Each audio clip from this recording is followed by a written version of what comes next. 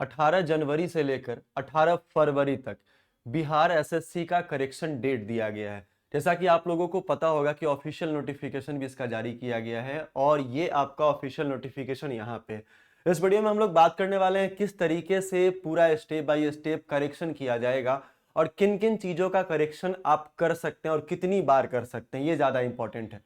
ठीक है। और सबसे जरूरी बात क्या है कि सर ये 1 महीने करेक्शन का डेट अगर अभी दिया गया है तो एग्जाम कब लिया जाएगा, इसके बारे में भी हम लोग बात करेंगे। बहुत सारे मन में कंफ्यूजन्स हैं कि सर किस तरीके से एग्जाम का तैयारी करें, हमारा कब एग्जाम लिया जाएगा और क्या तरीका होगा इसको फॉर्म फिलअप करने का, दोबारा से करेक्शन करने का। ठीक है, तो आइए सबसे पहले आपको करना क्या है कि बिहार स्टाफ सिलेक्शन कमीशन का जो ऑफिशियल वेबसाइट है वहां पे आपको जाना है। जाने के बाद एक आपको नोटिफिकेशन मिलेगा 18 तारीख का, मतलब आज हमारा 19 तारीख है तो 18 तारीख 18 जनवरी से लेकर 18 फरवरी तक का ये 1 महीने का समय दिया गया। समय काफी लंबा है जिसमें आप सिर्फ और सिर्फ एक बार अपने फॉर्म का करेक्शन कर सकते हैं, बार बार नहीं कर सकते हैं। तो जैसे ही यहां लिखा है कि click here to edit and upload the documents for advertisement number इतना second inter level combined competitive exams, है ना, एग्जामिनेशन आपका लिखा गया है। उसके बाद आप यहां पे जैसे ही क्लिक करोगे तो एक आपका पीडीएफ नहीं, एक यहाँ पे लिखा आपको दिखेगा कि इंपॉर्टेंट डेट्स आपको बताया जाएगा कि opening date for edit and upload documents 18/1/2024 and closing date for edit and upload documents 18/2/2024। कहने का मतलब है कि आपका ओपनिंग डेट भी इसमें बताया गया है। साइट मतलब अगर आप उस पे वेबसाइट पर अगर आप क्लिक करेंगे जहां पे आपका लोगो दिया है तो वहां पे क्लिक करने के बाद इस तरीके का कुछ आपको विंडो देखने को मिलने वाला है। ठीक है, अच्छा अगर एक बात और ध्यान में रखिएगा कि बहुत सारे लोगों का ये पासवर्ड खो जाता है, भूल जाते हैं बहुत सारे लोग, तो उसके लिए भी यहाँ पे सुविधा दिया गया है कि ऑनलाइन सर्विस आप लॉगिन तो कर ही सकते हैं, साथ में आप फॉरगेट योर रजिस्ट्रेशन नंबर, अगर आप रजिस्ट्रेशन नंबर अगर आप अपना फॉरगेट मतलब भूल चुके हैं तो उसको भी फिर से बना सकते हैं। फॉरगेट योर पासवर्ड, पासवर्ड भी आप फिर से बना सकते हैं। ठीक है, रीजनरेट आप कर सकते हैं यहाँ पे। अब यहाँ क्या है कि आप यहां से क्लिक करके लॉगिन कर सकते हैं जो भी आपका रजिस्ट्रेशन नंबर है, जिस भी चीज से आपने रजिस्टर्ड वहां पे कराया है। ठीक है, उसके बाद यहां लिखा है click here to new advertisement. अब यहां क्या है कि जो एडवर्टीजमेंट है उसके लिए आपको यहां पे क्लिक करना पड़ेगा। ठीक है, तो एक डॉक्यूमेंट आपका पीडीएफ के तौर पे खुलेगा और यहां देखो ये जिस तरीके से यहां पे दिया गया है 27/9/2030 ऑनलाइन आवेदन की तिथि थी और अंतिम जो आवेदन की तिथि है 11/11/2023। ये तो फॉर्म भरने का पूरा एप्लीकेशन यहाँ पे बताया गया, लेकिन हम लोगों को देखना है कि सर किस तरीके से एडिट किया जाना चाहिए, उसका हम लोगों को पूरा का पूरा पीडीएफ देखना है। ठीक है, वीडियो अगर पसंद आए तो एक बार सारे लोग वीडियो को शेयर कीजिएगा अगर आपको इन्फॉर्मेटिव लगे, और क्लासेस के बारे में जानकारी हम लोग वीडियो के एंड में बात करने वाले हैं। ठीक है, वन बाय वन करके बात करेंगे। अब देखिएगा ये जो आपका खुला है ये हम लोग स्टेप वाइज यहाँ पे देखने वाले हैं कि सर किस तरीके से फॉर्म को एडिट या करेक्शन किया जा सकता है, स्टेप बाय स्टेप देखेंगे। ठीक है, लिखा क्या है सबसे पहले ध्यान दीजिएगा, लिखा है अभ्यर्थी ऑनलाइन आवेदन की विवरण में एडिट करने हेतु आयोग वेबसाइट, जैसा कि मैंने आपको बताया कि आयोग वेबसाइट पे क्या करना है, वहां पे पासवर्ड से लॉगिन कर सकते हैं, यूजर नेम या फिर रजिस्ट्रेशन नंबर से लॉगिन कर सकते हैं जो उनके पंजीकृत मोबाइल नंबर या ईमेल आईडी पर पंजीकृत के समय प्राप्त हुआ था। ठीक है, चलिए आगे सेकंड वाले में क्या लिखा है कि यहाँ जो लॉगिन पेज में फॉरगेट रजिस्ट्रेशन नंबर, मतलब जो लोग अपना रजिस्ट्रेशन नंबर भूल चुके हैं, जो लोग अपना पासवर्ड भूल चुके हैं, वो लोग फिर से क्या कर सकते हैं, फॉरगेट करके रीजनरेट वहां से कर सकते हैं। इसका भी ऑप्शन दिया गया है। उसके बाद यहाँ पे लिखा क्या है, तीसरे नंबर वाले पे वन बाय वन करके हम लोग पढ़ेंगे। लिखा है लॉगिन करने के उपरांत एक नया पेज आएगा, जैसा कि मैंने आपको बताया कि एक नया पेज आने वाला है, वहां पे रजिस्ट्रेशन नंबर और आप अपना पासवर्ड लिख के आप वहां लॉगिन कर सकते हैं। उसके बाद क्या लिखा है कि अभ्यर्थी की विवरण डिटेल्स यदि कोई सुधार वंचित हो तो click here for preview and edit for details before update and educational details के लिंक पर क्लिक करके ऊपरी हिस्से पे दिखेगा। मतलब जो आपका एजुकेशनल क्वालिफिकेशंस वगैरह है उसमें अगर आपको एडिट करना है भाई साहब, उसमें ही नहीं, अगर आपका नाम भी गलत है, पिताजी का नाम भी गलत है, जो भी आपको उसमें गलत लग रहा है उसका करेक्शन आप वहां पे कर सकते हैं वन बाय वन करके। ठीक है, आगे चलते हैं। लिखा क्या है कि अब अभ्यर्थी ऑनलाइन आवेदन में निम्न बिंदुओं पर सुधार कर सकते हैं। किन किन बिंदुओं पे आप सुधार कर सकते हैं इस बारे में भी स्टेप बाय स्टेप यहां भी बताया गया है और जिस तरीके से यहां बताया गया है उसी तरीके से वहां आप उसका सुधार कर सकते हैं। लिखा है अभ्यर्थी का नाम मतलब ओनली स्पेलिंग एरर, केवल स्पेलिंग एरर आपको क्या करना है, वहां पे सुधार करना है। अगर आपके स्पेलिंग एरर में कोई मतलब स्पेलिंग में कोई एरर है तो वहां सुधार कीजिएगा, अगर नहीं है तो आपको वहां क्लिक करना पड़ेगा, अगर है तो सुधार करके यस कर दीजिए, अगर नहीं है तो वहां नो का आपके पास ऑप्शन आने वाला है, उस नो पे क्लिक करके आगे बढ़िएगा, इतना ध्यान रखिएगा। ठीक है, उसके बाद पिताजी का नाम है, फिर अगर आपका जो कैटेगरी है ओबीसी है, जनरल है, एससी एसटी है, जो भी आपका कैटेगरी है उसमें भी सुधार कर सकते हैं। अच्छा, ईडब्ल्यूएस प्रमाण पत्र है ना, ये सारा का सारा वहां पे जो तिथि है वो वहां पे आप दे सकते हैं, जाति प्रमाण पत्र के प्रमाण पत्र संख्या ये सब का भी आप वहां पे करेक्शन कर सकते हैं, कोई दिक्कत नहीं होने वाला है।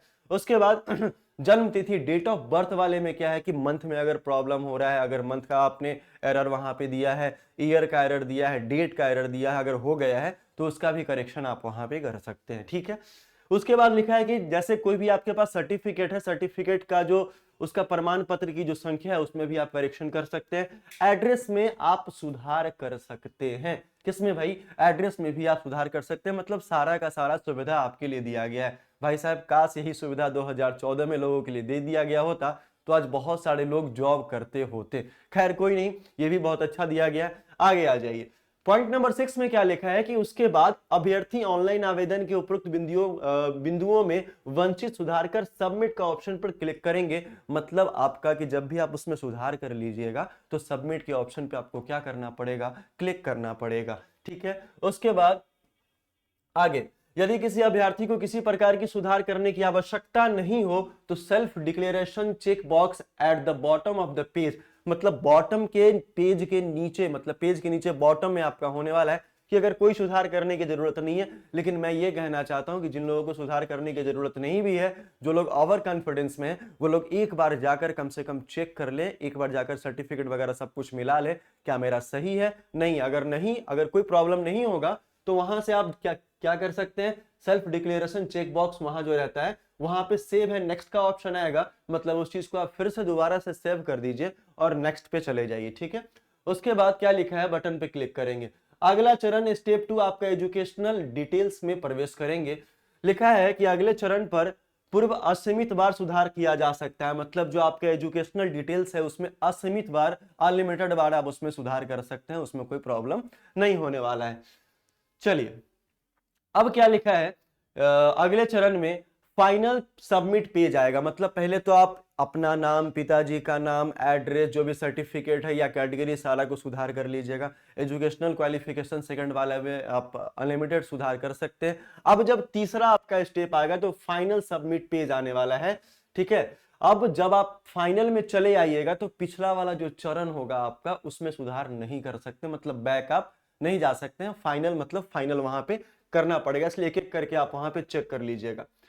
स्टेप 2 का पहला क्या है कि अभ्यर्थी शैक्षिक विवरणी क्या है कि 10th और 12 typing details and computer knowledge details में यदि कोई सुधार वंचित हो तो click for preview and edit educational details, आप वहां पे लिंक पे क्लिक करेंगे। ठीक है, उसके बाद क्या है कि उपरोक्त बिंदुओं में वांछित सुधार पर सबमिट बटन पर क्लिक करके स्टेप 3 में अपलोड सर्टिफिकेट में जाएंगे। जैसे आपका कंप्यूटर का सर्टिफिकेट वगैरह उसको अगर अपलोड करना चाहते हैं आप तो वहां जाकर आप क्या कर सकते हैं, अपलोड कर सकते हैं। ठीक है, आ जाइए, अब यहां भी आपको कोई सुधार करने की जरूरत नहीं है, तो ठीक पिछले वाला जैसा मैंने आपको बताया कि स्टेप में क्या करना है, सेव और नेक्स्ट कर देना है। कोई सुधार नहीं करना चाहते, मतलब आपका कोई एरर है ही नहीं, तो आप जाकर वहां पे सेव और नेक्स्ट कर दीजिएगा। ठीक है, चलिए ये तो हो गया। अब ऐसा सारा का सारा दिया गया है। अब आपको क्या है कि अभ्यर्थी अपने प्रमाण पत्रों को मूल रूप से स्कैन कर संबंधित कॉलम में पीडीएफ फॉर्मेट में 50 के भी, ध्यान देना भाई बहुत इंपॉर्टेंट चीज है, क्या लिखा है 50 केबी से 1 MB के बीच में फाइल का साइज होना चाहिए और पीडीएफ अपलोड करना सुनिश्चित करेंगे। मतलब 50 केबी से 1 MB के बीच में फाइल का साइज होना चाहिए जो आप पीडीएफ अपलोड कीजिएगा उसका। ठीक है, candidate will upload his scan copy of original certificate, और क्या करना है कि आपको स्कैन कॉपी जो है वो ओरिजिनल सर्टिफिकेट का अपलोड करना है वहां पे, जिसका साइज क्या होना चाहिए, 50 केबी से 1 MB तक होना चाहिए। ठीक है, अच्छा आ जाइए, अब दूसरे वाले में आ जाइए। अभ्यर्थी जो है निम्नलिखित प्रमाण पत्रों का अपलोड करना सुनिश्चित करेंगे। क्या क्या आप अपलोड करेंगे, लिखा है मैट्रिक अंक पत्र 1 अपलोड करना है, मैट्रिक प्रमाण पत्र 1 अपलोड करना है, इंटरमीडिएट का 10+2 का अंक पत्र अपलोड करना है, इंटरमीडिएट 10+2 प्रमाण पत्र अपलोड करना है, अस्थाई निवास प्रमाण पत्र यदि लागू हो तब आपको अपलोड करना है, ईडब्ल्यूएस एनसीएलसी एससी एसटी प्रमाण पत्र यदि लागू हो तो अप्लाई करना है, दिव्यांग प्रमाण पत्र अगर आप लागू हो तो आप अप्लाई कर सकते हैं, स्वतंत्रता सेनानी के आश्रित का प्रमाण पत्र अगर ऐसा है तो आप वहां पे अपलोड कर सकते हैं। ठीक है, उसके बाद कंप्यूटर से संबंधित प्रमाण पत्र आपको अपलोड करना है, टाइपिंग से संबंधित, देखो भाई कंप्यूटर और टाइपिंग जिस पोस्ट में है वहीं पे आप अप्लाई कीजिएगा, जिस पोस्ट में नहीं है वहां से आप अप्लाई नहीं कीजिएगा। ठीक है, उसके बाद फोटो युक्त पहचान पत्र, भूतपूर्व सैनिक प्रमाण पत्र, ठीक है ये अपलोड करना है। चलिए, उसके बाद अभ्यर्थी वांछित प्रमाण पत्र अपलोड करने के उपरांत सेल्फ डिक्लेरेशन चेक बॉक्स जाएंगे, जो पेज के बॉटम में होगा वहां पे टिक करेंगे और फाइनल सबमिट बटन पे क्लिक करेंगे। ठीक है, आगे आ जाइए। यदि किसी अभ्यर्थी को प्रमाण पत्र को पुनः अपलोड करने की आवश्यकता हो तो री अपलोड सर्टिफिकेट बटन पे क्लिक करेंगे। मान लीजिए कुछ भूल गए, सर्टिफिकेट अपलोड करने में कुछ भूल गए तो आप वहां पे री अपलोड का ऑप्शन बाद में देगा, फाइनल सबमिट के बाद देगा, वहां पे आप कर सकते हैं। लिखा है आवेदन पूर्ण रूप से समर्पित करने के उपरांत अभ्यर्थी किसी प्रकार का सुधार नहीं कर पाएंगे, मतलब जब फाइनल सबमिट कर देंगे इसके बाद, ठीक है, तब आप किसी प्रकार का सुधार नहीं कर सकते। मतलब जो करना है आप वहां पे पहले कर लीजिएगा, एक एक चीज बैठ के देख लीजिएगा, दुनिया का सारा काम छोड़ दीजिएगा, है ना। चलिए लिखा है final submit page, click on the print update application form. ठीक है, प्रिंट ओल्ड एप्लीकेशन फॉर्म, दोनों आप जो एप्लीकेशन जो आपने फॉर्म फिलअप किया है वो दोनों का दोनों यहाँ पे क्या कर सकते हैं, आप डाउनलोड कर सकते हैं, प्रिंट आप कर सकते हैं। ठीक है उसके बाद click on print payment slip भी आप वहां पे क्या कर सकते हैं, डाउनलोड कर सकते हैं। फिर आप वहां से लॉग आउट कर जाइए, जो आपका ऑनलाइन एप्लीकेशन का जो पोर्टल था वहां से आप अपना लॉग आउट कर जाइए। ठीक है, अच्छा, अभ्यर्थी विज्ञापन की अंतिम तिथि 11/12/2023 तक निर्गत प्रमाण पत्र ही अपलोड कर सकते हैं। मतलब अभ्यर्थी विज्ञापन की अंतिम तिथि जो है तक निर्गत प्रमाण पत्र जो है वो आपका 11/12/2023 तक की क्या कर सकते हैं, अपलोड कर सकते हैं। अच्छा, एक बहुत बड़ा सवाल सारे लोगों के मन में बना रहता है कि सर जो टाइपिंग होगा वो कौन सा फॉन्ट में होगा, सबसे बड़ा प्रॉब्लम, बहुत सारे लोग पूछते भी है कमेंट में, तो मैं आपको बता देना चाह रहा हूं, ये खुद ब खुद नोटिफिकेशन में ही देके रखा है इन्होंने कि हिंदी टंकन के लिए मंगल फॉन्ट तो इंपॉर्टेंट है और अंग्रेजी टंकन के लिए क्या है, times new Roman font important. भाई ध्यान से सुन लो कि मंगल फॉन्ट इंपॉर्टेंट है और अंग्रेजी टंकन के लिए टाइम्स न्यू फॉन्ट आपका है, तथा आपका रेमिंगटन गेल कीबोर्ड लेआउट का प्रयोग आप कर सकते हैं। ये फॉन्ट तीनों नोट कर लेना, याद कर लेना कौन कौन सा फॉन्ट है। मंगल फॉन्ट अंग्रेजी के लिए टाइम्स न्यू रोमन फॉन्ट है तथा रेमिंगटन गेल कीबोर्ड लेआउट का प्रयोग किया जा सकता है। परीक्षा शुल्क प्रभावित होने के कारण ऑनलाइन आवेदन में अंकित जेंडर जो है वो आपका दिव्यांग स्थिति एवं अनुसूचित जनजाति अनुसूचित जाति में परिवर्तन नहीं किया जा सकता है। वंचित सुधार के उपरांत अंकित किया गया डाटा फाइनल अपरिवर्तनीय होगा, मतलब जो फाइनल आपने जो सबमिट किया है उसके बाद आप उसमें चेंज नहीं ला सकते हैं, उसमें करेक्शन आप नहीं कर सकते हैं। ठीक है, अब यहाँ पे अगर ध्यान देंगे कि हमारा एक लास्ट भी पेज बचा हुआ है, बात वही है कि ब्राउजर सेटिंग किस किस ब्राउजर से आप कर सकते हैं ये भी आपको बताया गया है। तो पहला क्या है, मोजिल्ला फायरफॉक्स से आप कर सकते हैं, फिर आपका गूगल क्रोम से भी कर सकते हैं जैसा आपको सुविधा है, या फिर अगर आपके पास कोई साइबर कैफे की सुविधा है तो आप जाकर वहां भी इससे करवा सकते हैं, बशर्ते वहां पूरा का पूरा डॉक्यूमेंट आप अपने साथ ले जाइएगा और क्या सुधार करना है उसके साथ में बैठ के आराम से सुधार करा लीजिएगा। परीक्षा बहुत इंपॉर्टेंट है और इसका एग्जाम डेट बहुत जल्द आएगा। ठीक है, चलिए अब हम लोग यहाँ पे इसी पेज पे बात कर लेते हैं दो तीन चीजों के बारे में कि भाई 2014 में जैसे कि मैंने आपको कहा है कि ऐसा कोई भी सुविधा नहीं था कि फॉर्म का करेक्शन कर दीजिए वहां पे बहुत सारे बच्चों का ये भी गलत हुआ था सर, किसी का कैटेगरी गलत हुआ था, किसी का आपका जो डॉक्यूमेंटेशन था वो सारा का सारा गलत हो गया था, लेकिन वहां पे कोई ऐसा सुविधा नहीं था। अगर ऐसा सुविधा सरकार दे रही है तो बहुत अच्छी बात है, लेकिन अब बहुत सारे मन में ये कंफ्यूजन होता है कि सर अभी तो फॉर्म का करेक्शन का डेट आया है, फॉर्म का करेक्शन का डेट आया है जो लगभग 1 महीना तक चलेगा, जो लगभग 1 महीना तक चलेगा। कब से कब तक, 18 जनवरी से आपका 18 फरवरी तक चलने वाला है। ठीक है, 18 फरवरी तक आपका चलने वाला, ये काफी लंबा डेट होता है। खैर 25 लाख से ज्यादा फॉर्म भरे गए हैं, कैंडिडेट जो हैं वो 25 लाख प्लस है, तो कंपटीशन भी बहुत ज्यादा होने वाला है, इस बात की गारंटी है। ठीक है। दूसरा कि सर आप एक बात बताओ कि बहुत सारे लोग कह रहे हैं कि सर मार्च में एग्जाम होगा, बहुत सारे लोग कह रहे हैं कि अप्रैल में एग्जाम होगा। ठीक है, तो ये दो मुद्दा है कि सर एग्जाम कब होगा। सबसे बड़ा चीज कि एग्जाम जब भी होगा आपका बहुत जल्द होने वाला है, अप्रैल हो मार्च हो, लेकिन उसके लिए हम लोगों को थोड़ा सा पुशअप करना पड़ेगा। ध्यान से सुनना, वीडियो को अगर स्किप करोगे तो पछताओगे, है ना। तो यहाँ पे क्या करना पड़ेगा, मार्च और अप्रैल जो है आपका, ये एग्जाम का डेट हो भी सकता है, नहीं भी हो सकता, अप्रैल लास्ट तक आपका लेने का चांसेस है। लेकिन उसके लिए हम लोगों ने एक छोटा सा मुहिम चलाया है कि अगर आप इस नंबर से जुड़ेंगे, क्योंकि देखो यूनिटी इज स्ट्रेंथ हम लोग कहते हैं, एकता में बल होता है। अगर हम लोग साथ में मिलकर किसी के बारे में या फिर कोई अगर आवाज उठाएंगे तो ज्यादा हेल्पफुल होता है ना। तो आपको करना कुछ नहीं है, नंबर मैं आपको बता देता हूं, 74, किस नंबर से आपको जुड़ना है, 7481985669 पे आप मैसेज कर सकते हैं। और मैसेज करने के साथ आप अपना नाम लिखेंगे। क्या करेंगे, आप अपना नाम लिखेंगे और एग्जाम का नाम लिखेंगे। इससे होगा क्या कि हम लोग साथ मिलके रहेंगे तो बहुत सारे चीजों का, एक जैसे आपका एग्जाम है या फिर जल्दी एग्जाम करा, कोई भी आपको जो इंपॉर्टेंट टॉपिक लगेगा एग्जाम से रिलेटेड, वो सारा का सारा यहाँ पे हम लोग साथ मिलके करने वाले। ठीक है, ये सारा का सारा बात हो गया। अब यहाँ मैटर आता है कि सर क्लासेस जो है वो किस तरीके से किया जाए। सबसे इंपॉर्टेंट बात है सर क्लास, बहुत सारे लोगों का फाउंडेशन कंप्लीट हो गया होगा, या फिर बहुत सारे लोगों का फाउंडेशन कंप्लीट नहीं, अभी वो तैयारी करने के बारे में सोच ही रहे होंगे। तो भाई मैं एक बात बता देना चाह रहा हूं आप लोगों को कि जो लोग तैयारी करने के बारे में सोच रहे हैं तो वो लोग तैयारी बिल्कुल अभी से स्टार्ट कर दीजिए। क्योंकि अगर आप जीरो लेवल से पूरा का पूरा तैयारी करते हैं फिर भी आपको 1 से 2 महीने का समय लगेगा, 1 से 2 महीने का समय लगेगा। और तैयारी करना कैसे है ये आपको मैं बता दूं, सबसे पहले सिलेबस देखना है।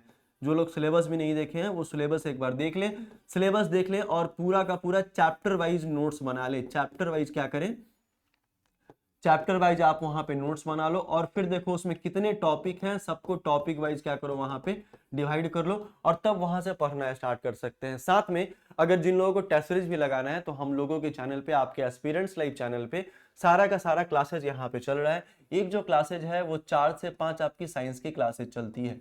क्या है, साइंस की क्लासेज चलती है। उसके बाद 5 से जो 6 है, 5 से जो 6 है आपका, वो आपका पूरा का पूरा जीएस सेक्शन कवर हो जाता है। 6 से जो 7 है वो आपका स्टैटिक जीके, क्या है, स्टैटिक जीके और करंट अफेयर, ये आपका कवर हो जाएगा यहाँ से, जो बहुत ज्यादा इंपॉर्टेंट आपके एग्जामिनेशन के लिए।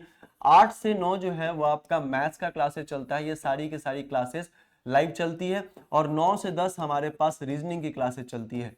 ठीक है, रीजनिंग की क्लासेस चलती है। तो ये सारा क्लासेज अटेंड करना बिल्कुल नहीं भूलिएगा। साथ में जो आपके फॉर्म में जो करेक्शन है वो आप कर लीजिएगा, है ना। और हम लोग क्लासेस में मिलेंगे और इस नंबर पे मैसेज करना बिल्कुल नहीं भूलिएगा। कौन सा नंबर, मैं एक बार फिर से रिपीट कर दे रहा हूँ, 7481985669 पे एक बार मैसेज कर दीजिएगा। ठीक है सारे लोग, और जो भी इंपॉर्टेंट इंफॉर्मेशन आपके एग्जाम के रेलेवेंट होता है, एग्जाम के रिगार्डिंग होता है, वो सारा का सारा हम लोग वीडियो से लेकर आने वाले हैं। नेक्स्ट वीडियो में हम लोग मिलेंगे कि क्या इंपॉर्टेंट है, क्या आपका सिलेबस, सबसे ज्यादा जो टॉपिक इंपॉर्टेंट है वो कौन सा टॉपिक है किसी भी सब्जेक्ट में। ठीक है, तो हम लोग फिर से मिलते हैं नेक्स्ट वाले वीडियो में, तब तक के लिए बहुत बहुत धन्यवाद। जय हिंद।